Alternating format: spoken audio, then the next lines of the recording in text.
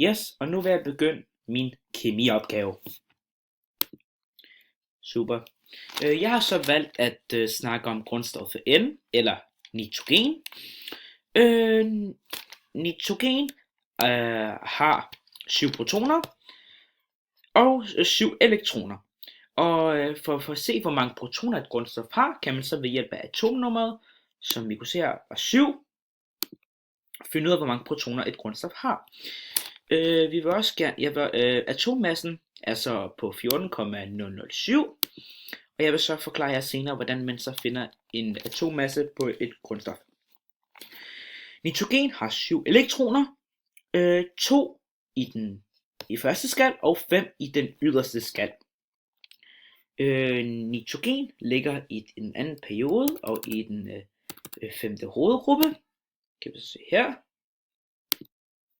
Hvis vi kigger her, anden periode, 5. hovedgruppe.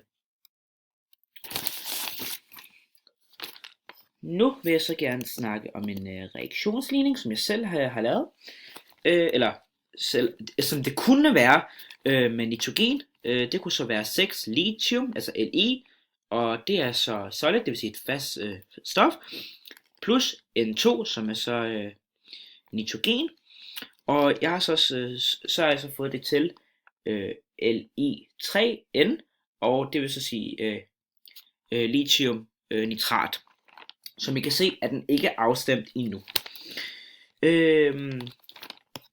De her to grundstoffer bliver så kaldt rektanter, altså mine 2 rektanter. Og det er altså mit produkt, men det er ikke mit endegyldige produkt, da den ikke er afstemt. Så nu skal vi afstemme den her sammen. Som vi kan se, har vi 6 gange lithium, og her kan vi se, at vi kun har 3.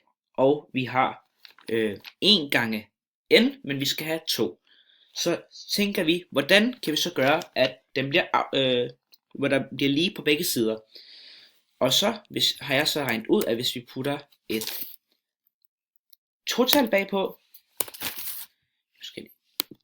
et total foran, ikke bagpå, så får vi nemlig det samme antal mængde af lithium og nitrogen. Og så bliver den så afstemt.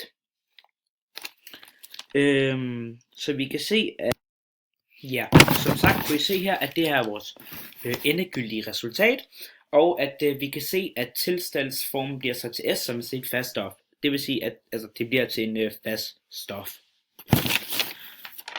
Ja. Så vil jeg snakke om sammensatte ioner. Og en sammensat ion er så ioner, som består af flere atomer. Som for eksempel her kan vi se på NO3-, som er nitrat. Og en simpel ion er så kun, når der er en, som ved for eksempel her N 3 gange minus.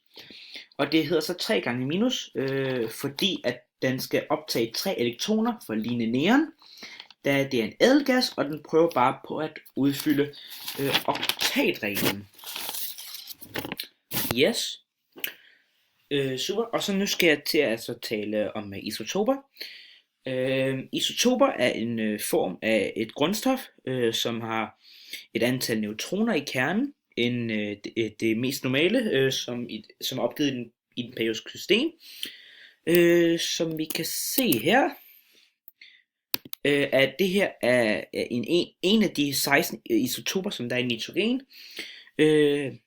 hvor man kan se 10 her, hvor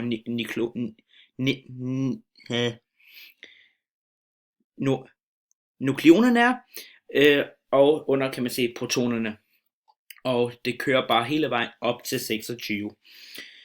Som sagt vil jeg gerne forklare, hvordan man beregner atommassen ud af et grundstof, men den måde man skal gøre det på, er nemlig ved at tage de forskellige isotoper sammen. Men der er 16 forskellige nitrogen isotoper, så jeg tænker, at det vil tage alt for lang tid. Så jeg vil bare vise det med oxygen i stedet for, men det er helt præcis på samme måde. Yes. Som man kan se her, skal man nemlig gange med nogle tal, og at det er altså 3 forskellige isotoper. Altså her er den første, den anden og den tredje her, inden for hver parentes. Den første isotop af oxygen, kan man se, der står 99,757, og det her, det er så procenttallet af det naturlige, man kan finde i vores natur, altså den naturlige form for oxygen.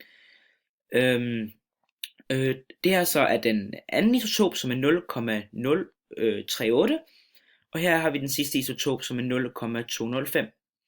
Det skal man så gange med den isotops atommasse, som er her 15,99 og så videre, 16,99 og så videre, og her 17,99 og så videre. Det skal man så gange med hinanden, og det kan man se her via dem der inden for parentesen, så vi ganger de her to tal sammen, de her to efter, der dividerer det med 100, fordi vi vil gerne have det procenttal.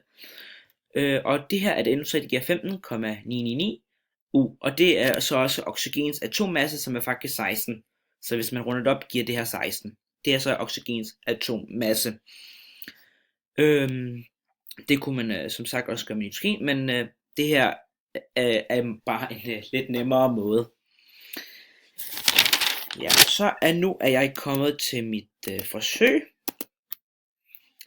Lige her. Yes. Og mit forsøg, det handler så om, at herfra, nu loader den, some small tube, her, which så kan man se, at her, der er et lille stykke lithium i glasset, kan man se her, og der kan man så se, at her lige om lidt, vent blown into its end. Pure nitrogen gas is passed through the her, tube. så kan man se, at de putter nitrogengas inde i selve i glasset, og for nemlig at starte reaktionen, så opvarmer de glasset. Det skal vi så se her.